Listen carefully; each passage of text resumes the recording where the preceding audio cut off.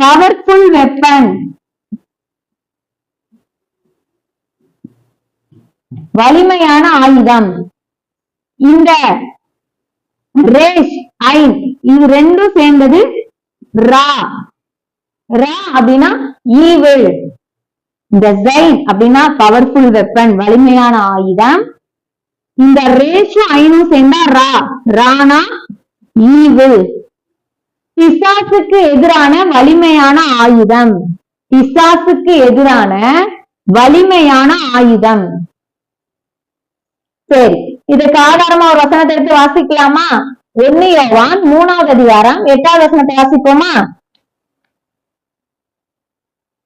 பாவம் செய்கிறவன் பிசாசினால் உண்டாயிருக்கிறான், ஏனெனில் பிசாசானவன் ஆதி முதல் பாவம் செய்கிறான்.